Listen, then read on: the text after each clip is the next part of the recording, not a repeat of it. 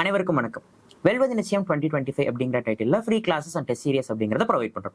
So அதுபடி 12th political science புக்ல இருக்கக்கூடிய ஒவ்வொரு லெசன்ஸை நம்ம வீடியோஸாக பார்த்து வந்துட்டு இருந்தோம். ஸோ அதுபடி லாஸ்ட் வீடியோவில் 4th லெசன் ஜுடிஷியரி லெசன்ல சுப்ரீம் கோர்ட் பத்தின கான்செப்ட்ஸை டிஸ்கஸ் பண்ணோம். ஸோ இந்த வீடியோவில் ஹை கோர்ட் உயர்நீதிமன்றங்கள் பத்தின கான்செப்ட்ஸை டிஸ்கஸ் பண்ணலாம். ஓகேங்களா? ஸோ ஹை கோர்ட் அப்படின்னு சொல்லக்கூடிய உயர்நீதிமன்றம் ஸோ ஒரு ஸ்டேட்னுடைய ஹையஸ்ட் ஜுடிஷியரி பாடி அப்படின்னு சொல்லலாம். ஓகேங்களா? ஒரு மாநிலத்தினுடைய மிக உயர்ந்தபட்ச நீதித்துறை சார்ந்த ஒரு அமைப்பு தான் என்ன அப்படின்னா ஹை கோர்ட் அப்படின்னு சொல்லக்கூடிய உயர்நீதிமன்றம். ஓகேங்களா?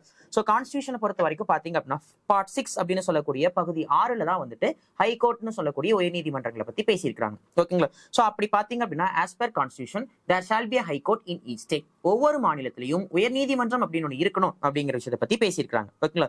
இருந்தாலும் பட் ஆனா அதையும் தாண்டி ஓகேங்களா there shall be a common high court for 2 or more states. 2 அல்லது அதுக்கு மேற்பட்ட மாநிலங்களுக்கு பொதுவான உயர்நீதிமன்றமும் செயல்படுகிறது.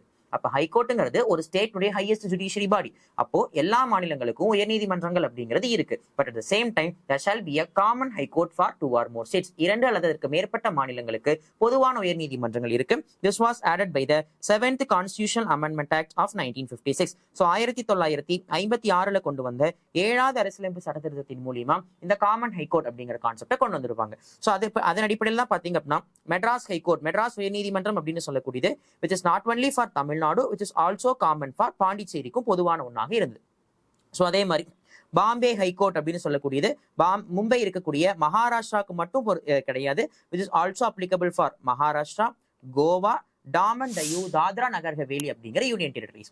ஸோ அப்படி பார்க்கும்போது இந்தியாவில் இப்போ 8 யூனியன் டெரிட்டரிஸ், 8 யூனியன் பிரதேசங்கள் அப்படிங்கிறது இருக்கு. இந்த 8 யூனியன் பிரதேசத்துல 7 யூனியன் டெரிட்டரிஸ், 7 யூனியன் பிரதேசங்கள் பாத்தீங்க அப்படின்னா ஏதாவது ஒரு ஸ்டேட்டோ இல்ல ஏதாவது ஒரு யூனியன் டெரிட்டரியினுடைய ஹைகோர்ட்டோட தான் மர்ஜ் ஆயிருக்கும். For example Andaman Nicobar island அப்படின்னா அது கல்கட்டா ஹைகோர்ட்டோட ஜாயின் ஆயிருக்கும். லட்சதீப் அப்படின்னு சொல்லும் போது கேரளா உயர்நீதிமன்றத்தோட ஜாயின் ஆயிருக்கும். டாமன் டையூ, தாத்ரா நகர் ஹவேலி அப்படிங்கிறது பாம்பே ஹைகோர்ட். சண்டிகர் அப்படின்னு சொல்லும் போது பஞ்சாப் ஹரியானா ஹைகோர்ட். ஓகேங்களா? ஜம்மு காஷ்மீர் அண்ட் லடாக் இந்த 2 யூனியன் டெரிட்டரிக்கும் ஜம்மு காஷ்மீர் ஹைகோர்ட் அப்படிங்கிறது இருக்கும். ஸோ இப்படி ஒவ்வொரு யூனியன், அதே மாதிரி பாண்டிச்சேரி மெட்ராஸ் ஹைகோர்ட்டு கீழே வரும். ஸோ இந்த மாதிரி ஒவ்வொரு யூனியன் டெரிட்டரிஸும் பக்கத்தில் இருக்கிற ஏதாவது ஒரு ஸ்டேட்டோ இல்லை ஏதோ ஒரு யூனியன் டெரிட்டரி கீழே தான் நிர்வாகமாகும். ஓகேங்களா? பட் ஆனா the only union territory which has a separate high court அப்படின்னு சொல்லி பாத்தீங்க அப்படின்னா தட் இஸ் டெல்லி ஹைகோர்ட் மட்டும்தான். which is established in year 1966. 1966ல பாத்தீங்க அப்படின்னா டெல்லி உயர்நீதிமன்றம் அப்படின்னு சொல்லக்கூடியது 8 யூனியன் பிரதேசங்கள்ல அதுக்குன்னு சொல்லி யூனியன் பிரதேசத்துக்குன்னு சொல்லி தனியா இருக்கிற ஒரே உயர்நீதிமன்றம் டெல்லி உயர்நீதிமன்றம் மட்டும்தான். ஓகேங்களா? சோ எல்லா ஹைகோர்ட்ஸ்லயுமே which consist of chief justice and other judges, தலைமை நீதிபதி மற்றும் இதர நீதிபதிகள் அப்படிங்கிறவங்க இருப்பாங்க. ஓகேங்களா? பட் இதோடைய ஸ்ட்ரென்த் அப்படிங்கிறது it may very depend upon the states. அந்த மாநிலங்களுக்கு பொறுத்த மாதிரி ஜட்ஜஸ்டோடைய ஸ்ட்ரென்த் மாறுபடும். ஓகேங்களா? ஸோ மெட்ராஸ், பாம்பே, கல்கட்டா போன்ற மிக முக்கியமான உயர் நீதிமன்றங்கள் நிறைய நீதிபதிகள் இருப்பாங்க. இதே வடகிழக்கு மாநிலங்கள் எல்லாம் குறைவான நீதிபதிகள் தான் இருப்பாங்க. ஓகேங்களா? ஸோ அப்படி ஒரு மாநிலத்துல உயர் நீதிமன்ற நீதிபதிகளுடைய எண்ணிக்கையை ஃபிக்ஸ் பண்ணக்கூடிய அதிகாரம் யாருக்கு இருக்கு அப்படின்னா it lies in the hands of president. குடியரசுத் தலைவருக்கு தான் அந்த அதிகாரம் அப்படிங்கிறது இருக்கு. ஓகேங்களா? ஸோ அந்த அப்படி ஜட்ஜஸ் அப்பாயிண்ட் பண்ணக்கூடியவங்களுடைய டென்யூர் பதவிக்காலம் அப்படின்னு சொல்லும் போது எவ்வளவு நாள் அவங்க அந்த பதவியில் இருப்பாங்க அப்படின்னா until the age of 62 years, 62 வயசு வரைக்கும் அவங்க அந்த பதவியில இருப்பாங்க. ஓகேங்களா? சோ அப்படி நியமிக்கப்படக்கூடியவங்களுக்கு என்னென்னலாம் குவாலிஃபிகேஷன் சொல்லலாம் அப்படின்னா ஹைகோர்ட் ஜட்ஜ் ஆகணும்னா என்ன குவாலிஃபிகேஷன் அப்படின்னா ஃபர்ஸ்ட் குவாலிஃபிகேஷன் இந்தியன் சிட்டிசன், இந்திய குடிமகனா இருக்கணும். 2வது குவாலிஃபிகேஷன் பாத்தீங்க அப்படின்னா 10 years ஹைகோர்ட்ல அட்வொகேட்டா இருந்திருக்கணும். 10 ஆண்டுகள் உயர்நீதிமன்றத்துல வழக்கறிஞரா இருந்திருக்கணும். அப்படி இல்லையா ஃபார் 10 years 10 ஆண்டுகள் அதே எய்தர் டிஸ்ட்ரிக்ட் கோர்ட்ஸ்ல ஏதோ ஒரு இடத்துலயோ ஜுடிஷியரி ஃபீல்டு நீதித்துறை சார்ந்த விஷயங்களை பணியாற்றவங்களா இருக்கணும். சோ இந்த 2 குவாலிஃபிகேஷன்ஸ்ல ஏதாவது ஒண்ணு 10 வருஷம் ஹைகோர்ட்ல வழக்கறிஞர், அப்படி இல்லைன்னா 10 வருஷம் நீதித்துறை சார்ந்து பணியாற்றி இருக்கணும். சோ இது 2ல ஏதாவது ஒரு குவாலிஃபிகேஷனும் இந்தியன் சிட்டிசன் சொல்லக்கூடிய இந்திய குடிமகன் அப்படிங்கிற குவாலிஃபிகேஷன் இருந்தது அப்படின்னா அவங்க உயர்நீதிமன்ற நீதிபதியாக நியமிக்கப்படலாம். சோ அவங்களுடைய பதவிக்காலம் அப்படிங்கிறது யூஸ்வலா 62 years, 62 ஆண்டுகள் அப்படிங்கிறது அவங்களுடைய பதவிக்காலம். ஒருவேளை பதவி காலத்துக்குள்ளார ராஜினாமா பண்ணணும்னு நினைக்கிறாங்க அப்படின்னா they can hand over the resignation letter only to the president. குடியரசுத் தலைவர் கிட்ட தான் ராஜினாமா கடிதத்தை கொடுக்க முடியும். ஓகேங்களா? ஏன்னா அவங்க அப்பாயிண்ட் பண்றது யாரு? ஹைகோர்ட் ஜட்ஜஸ் அப்பாயிண்ட் பண்றது குடியரசுத் தலைவர் தான். ஓகேங்களா? சோ அதனால உங்களுடைய ராஜினாமா கடிதத்தை குடியரசுத் தலைவர் கிட்ட தான் கொடுக்க முடியும். அப்போ உச்சநீதிமன்ற நீதிபதிகளை நியமனம் பண்றதும் குடியரசுத் தலைவர் தான், உயர்நீதிமன்ற நீதிபதிகளை நியமனம் பண்றதும் குடியரசுத் தலைவர் தான். ஓகேங்களா? பட் பிரசிடென்ட் யார்கிட்ட எல்லாம் கன்சல்ட் பண்ணி ஹைகோர்ட் ஜட்ஜஸ் அப்பாயிண்ட் பண்ணுவாரு அப்படிங்கிறது ரொம்ப ரொம்ப முக்கியமானது. ஓகேங்களா? சோ யார்கிட்ட எல்லாம் குடியரசுத் தலைவர் கன்சல்ட் பண்ணுவார் அப்படின்னா சீஃப் ஜஸ்டிஸ், தலைமை நீதிபதி, ஒரு மாநில உயர் நீதிமன்றத்தினுடைய தலைமை நீதிபதியை நியமனம் செய்யறாங்க அப்படின்னா chief justice of supreme court உச்சநீதிமன்றத்துடைய தலைமை நீதிபதி, ஓகேங்களா, பிளஸ் தட் ஸ்டேட் கவர்னர் அந்த மாநில ஆளுநர், இவங்க 2 பேர்கிட்டையும் கலந்து ஆலோசிச்சதுக்கு பிறகுதான் சீஃப் ஜஸ்டிஸ் தலைமை நீதிபதியை குடியரசுத் தலைவர் நியமனம் செய்வார். இது in case of other judges, இதர நீதிபதிகள்ல யாராவது ஒருத்தர் நியமனம் செய்யணும் அப்படின்னா same chief justice of supreme court உச்சநீதிமன்றத்துடைய தலைமை நீதிபதி பிளஸ் மாநில ஆளுநர் plus chief justice of that high court அந்த உயர்நீதிமன்றத்துடைய தலைமை நீதிபதி, ஓகேங்களா. சோ இவங்க 3 பேர்த்தினுடைய பரிந்துரையின்படிதான் இதர நீதிபதிகளை குடியரசுத் தலைவர் நியமிப்பாரு. இதே சீஃப் ஜஸ்டிஸ் அப்பாயிண்ட் பண்ணும்போது சுப்ரீம் கோர்ட் சீஃப் ஜஸ்டிஸ் கிட்டையும் ஆளுநர் கிட்டையும் பரிந்துரை கேட்டு அந்த மாநில உயர்நீதிமன்றத்துடைய தலைமை நீதிபதிகளை நியமனம் செய்வார். சோ அப்படி 62 வயசு வரைக்கும் பதவியில் இருக்கிற அந்த ஹைகோர்ட் ஜட்ஜஸ் பதவிக்காலம் முடியறதுக்குள்ள தங்களுடைய பதவியை ராஜினாமா பண்ணணும்னா பிரசிடென்ட் கிட்ட தான் ராஜினாமா கிடைத்து கொடுப்பாங்க. ஏன்னா அப்பாயின்ட் பண்றது பிரசிடென்ட் தான், ஓகேங்களா. ஒருவேளை அந்த பதவி காலத்துக்குள்ளார whether they can transfer from one high court to another high court, ஒரு உயர்நீதிமன்றத்துல இருந்து இன்னொரு உயர்நீதிமன்றத்துக்கு அவங்க மாற்றப்படலாமா அப்படின்னா எஸ், தாராளமா அவங்க மாற்றம் செய்யப்படலாம். அதுக்கும் அதிகாரம் குடியரசுத் தலைவருக்கு இருக்கு, ஓகேங்களா. ரைட். சோ ஒருவேளை அவங்க தகுதி நீக்கம் செய்யப்படலாமா, yes, they can be remove, ஓகேங்களா, தகுதி நீக்கம் செய்யப்படலாம். The same impeachment process of the parliament, நாடாளுமன்றத்துடைய கண்டன தீர்மானத்தின் மூலியமாகத்தான் உயர்நீதிமன்ற நீதிபதிகள் தகுதி நீக்கம் செய்ய முடியும். சேம் சுப்ரீம் கோர்ட் ஜட்ஜஸ் எப்படி அதே மாதிரிதான். பட் இங்க இருக்கிற ஒரே வித்தியாசம் சுப்ரீம் கோர்ட் ஜட்ஜஸ்க்கும் ஹைகோர்ட் ஜட்ஜஸ்க்கும் இருக்கிற மெயினான 2 வித்தியாசங்கள்ல ஒன்னு டென்யூர், அவங்க 65 வயசு, இவங்க 62 வயசு. இன்னொரு முக்கியமான டிஃபரன்ஸ் என்ன அப்படின்னா ஓத் அண்ட் அஃபர்மேஷன் சொல்லக்கூடிய பதவி பிரமாணம், ஓகேங்களா. So supreme court judges chief ஜஸ்டிஸா இருந்தாலும் சரி, அதர் ஜட்ஜஸா இருந்தாலும் சரி, பதவி பிரமாணம் பண்ணி வைக்கிறது யார் அப்படின்னா பிரசிடென்ட், குடியரசுத் தலைவர் தான் பதவி பிரமாணம் பண்ணி வைப்பார், ஓகேங்களா. பட் ஆனா இன் கேஸ் ஆஃப் ஹைகோர்ட் அப்படின்னா கவர்னர் அந்த மாநில ஆளுநர் தான் பதவி பிரமாணம் பண்ணி வைப்பார். அப்போ சுப்ரீம் கோர்ட் ஜட்ஜஸை பொறுத்த வரைக்கும் அப்பாயின்மெண்ட் பண்றதும் பிரசிடென்ட் தான், பதவி பிரமாணம் பண்ணி வைக்கிறதும் பிரசிடென்ட் தான். ஆனா ஹைகோர்ட் ஜட்ஜஸை பொறுத்த வரைக்கும் அப்பாயின்மெண்ட் பண்றது என்னமோ பிரசிடென்ட், ஆனா பதவி பிரமாணம் பண்ணி வைக்கிறது யாருங்க, கவர்னர். சோ இந்த வித்தியாசத்தை மட்டும் தெளிவா தெரிஞ்சுக்கோங்க, ஓகேங்களா. சோ அதே மாதிரி எப்படி சுப்ரீம் கோர்ட்டுக்கு ஜுரிஸ்டிக்ஷன் பவர்ஸ் எல்லாம் இருந்ததோ அதே மாதிரி தான் ஹைகோர்ட்டுக்கும் அதிகாரங்கள் அப்படிங்கிறது இருக்கு. ஒரிஜினல் ஜுரிஸ்டிக்ஷன் அசல் அதிகாரம், மேல்முறையீட்டு அதிகாரம், மாவட்ட நீதிமன்றங்கள் இருந்து வரக்கூடிய அப்பீலேட் ஜுரிஸ்டிக்ஷன்ஸ் மேல்முறையீட்டு அதிகாரங்கள், ஓகேங்களா. ஈவன் ஃபண்டமெண்டல் ரைட்ஸ் சம்பந்தமான அதிகாரமும் கூட ஹைகோர்ட்டுக்கு இருக்கு. பட் சுப்ரீம் கோர்ட்டுக்கு ஃபண்டமெண்டல் ரைட்ஸ் கிடைக்கலனா சுப்ரீம் கோர்ட்டுக்கு போறதுக்கு ஆர்டிகல் 32 ஆர்டிகல் 226 மூலியமா எங்க போலாம், ஹைகோர்ட் சொல்லக்கூடிய உயர்நீதிமன்றத்துக்கு போலாம், ஓகேங்களா. பட் ஆனா ஆர்டிகல் 226 படி நம்ம ஹைகோர்ட்டுக்கு போறோம்னா ஃபண்டமெண்டல் ரைட்ஸுக்கு தான் போகணுங்கிற அவசியம் இல்ல, எந்த ரைட்ஸ்க்கும் போலாம், லீகல் ரைட்ஸ்க்கும் போலாம் அப்படிங்கிறது ரொம்ப ரொம்ப முக்கியமான பாயிண்ட், ஓகேங்களா. ரைட். சோ உச்சநீதிமன்றம் அவைகளின் மீது நேரடியான நிர்வாக கட்டுப்பாடு எதுவும் கொண்டிருக்கவில்லை. அவை எந்த விதத்திலும் சட்டமன்றத்திலோ அல்லது மாநில ஆட்சித்துறையிலோ கட்டுப்படுத்துவதில்லை. சோ சுப்ரீம் கோர்ட் டைரக்டா இந்த விஷயத்துல இன்வால்வ் ஆகிறது இல்லை. பட் ஆனா உயர்நீதிமன்ற நீதிபதிகள் உச்சநீதிமன்ற தலைமை நீதிபதியுடனான ஆலோசனைக்கு பிறகு, ஓகேங்களா, சோ நிர்வாகம் சார்ந்த விஷயங்களை தலையிட முடியும், ஓகேங்களா. ரைட். சோ இதுதான் வந்து பாத்தீங்க அப்படின்னா ஹைகோர்ட்டை பத்தி தெரிஞ்சுக்க வேண்டிய முக்கியமான பாயிண்ட்ஸ். அடுத்தது தட் இஸ் அடிப்படை உரிமைகளை பாதுகாப்பதற்கான சட்ட வழி தீர்வுகள்.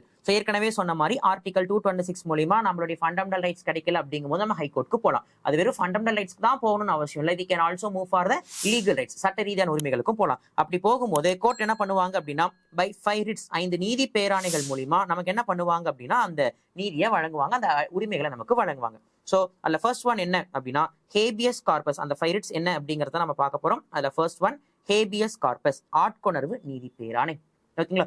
சோ ஆட்கொணர்வு நீதி பேராணைனா சிம்பிளா ஒன்னே ஒண்ணுதான், to protect one from an illegal arrest, சட்டவிரோதமா ஒருத்தரை கைது செய்யறதுல இருந்து தடுக்கிறது.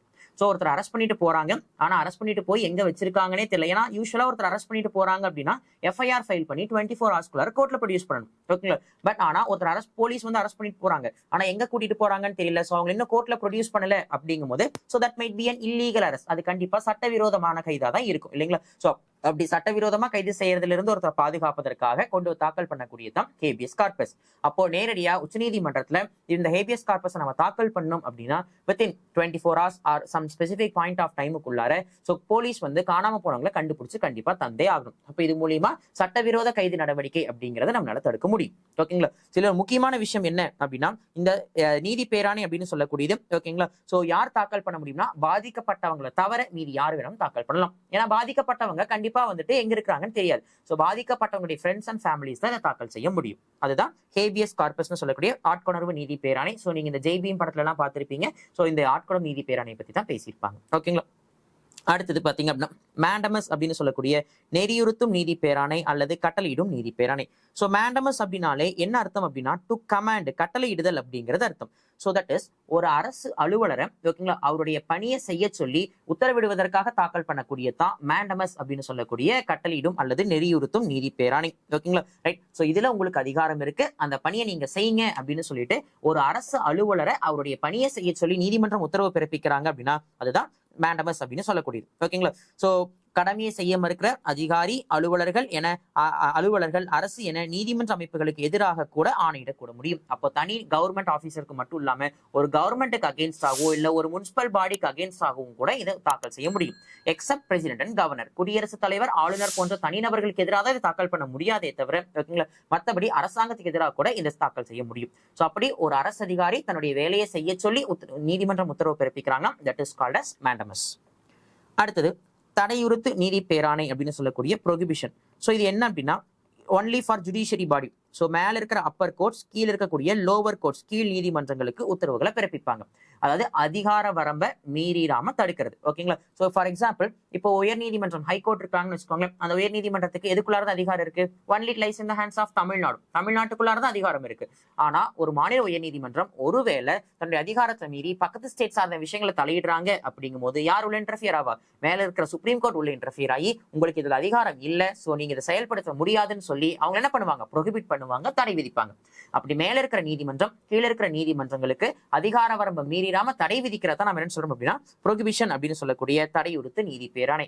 This applicable only to judiciary பாடிக்கு மட்டும்தான் பொருந்துமே தவிர லெஜிஸ்லேட்டிவ் பாடின்னு சொல்லக்கூடிய சட்டமன்றத்துக்கோ நாடாளுமன்றத்துக்கோ வேற யாருக்கும் இது பொருந்தாது. ஓகேங்களா. நெக்ஸ்ட் அடுத்தது சர்டியரி அப்படின்னு சொல்லக்கூடிய விளக்கம் கோரும் அல்லது ஆவண கேட்பு நீதி பேராணை அப்படின்னு சொல்லலாம். ஓகேங்களா. சோ நெக்ஸ்ட் ஒன் இஸ் சர்டியரி, ஆவண கேட்பு நீதி பேராணை. ஓகேங்களா. சோ சர்டியரி ஆவண கேட்பு நீதி பேராணை அப்படிங்கும் போது சோ அதாவது எதன் அடிப்படையில ஓகேங்களா இப்போ வந்துட்டு இதுவும் பாத்தீங்க அப்படின்னா ஜுடிஷியரி பாடி மேல இருக்கிற கோர்ட்டு ஓகேங்களா கீழே இருக்கிற கோர்ட்டுக்கு கொஸ்டின் பண்ணலாம். இன்னொரு முக்கியமான விஷயம் என்ன அப்படின்னா it also question against the legislative body. அதாவது அதிகார வரம்பை மீறி செயல்படும் பட்சத்துல கீழே இருக்கிற நீதி அமைப்பு ஓகேங்களா இல்ல ஒரு அரசாங்கமோ தனக்கு இருக்கிற அதிகாரத்தை மீறி செயல்படுறாங்க அப்படின்னா அதுக்கு எதிராக நடவடிக்கை எடுக்கிறதுக்காக தாக்கல் பண்றதுதான் சர்டியரி அப்படின்னு சொல்லக்கூடிய விளக்கம் கோரும் ஆணை அல்லது ஆவண கேட்பு நீதி பேராணை அப்படின்னு சொல்லலாம். ஓகேங்களா. சோ எதன் அடிப்படையில ஓகேங்களா சோ இது நடந்தது அப்படின்னு சொல்லிட்டு அதிகாரத்தை மீறி செயல்பட்டாங்கன்னா அதுக்கு எதிராக நடவடிக்கை எடுக்கிறது. சோ அப்போ ப்ரொஹிபிஷன் சொல்லக்கூடிய தடையுறுத்து நீதி பேராணை அப்படின்னு சொல்லும் போது கண்டிப்பா பாத்தீங்கன்னா மேல இருக்கிற கோர்ட் கீழே இருக்கிற கோர்ட்டை தான் கொஸ்டின் பண்ண முடியும். ஆனா சர்டியரி ஆவண கேட்பு நீதி பேராணை அப்படின்னு சொல்லும் போது மேல இருக்கிற கோர்ட் கீழே இருக்கிற கோர்ட்டை கொஸ்டின் பண்ணலாம். And also it can question the state legislature, அரசாங்கத்துக்கு எதிராகவும் கேள்விகளை கேட்க முடியும். ஓகேங்களா. The last one is quo warranto அப்படின்னு சொல்லக்கூடிய தகுதிமுறை வினவு நீதி பேராணை. That is nothing but so ஏதாவது ஒரு அரசு அலுவலகங்கள்ல ஓகேங்களா சோ ஏதாவது ஒரு முறைகேடுகள் நடந்துருந்துச்சு அப்படின்னா அந்த முறைகேடுகளை வெளிச்சத்துக்கு கொண்டு வரதுக்காக தாக்கல் பண்ணக்கூடியதான் கியோ வாரண்டோ அப்படின்னு சொல்லக்கூடிய தகுதிமுறை வினவு நீதி பேராணை. ஓகேங்களா ரைட். சோ இது 5 தான் ஃபைரிட்ஸ் அப்படின்னு சொல்லக்கூடிய 5 நீதி பேராணைகள். ஓகேங்களா. சோ ஆர்டிகல் 32 மூலமா ஃபண்டமெண்டல் ரைட்ஸ் கிடைக்கலன்னு சுப்ரீம் கோர்ட் போனாலும் சரி, ஆர்டிகல் 226 மூலமா ஹைகோர்ட்க்கு போனாலும் சரி, இந்த 5 நீதி பேராணைகள் மூலமாக தான் அது அனைத்துமே செயல்படுத்தப்படும். ஓகேங்களா ரைட்.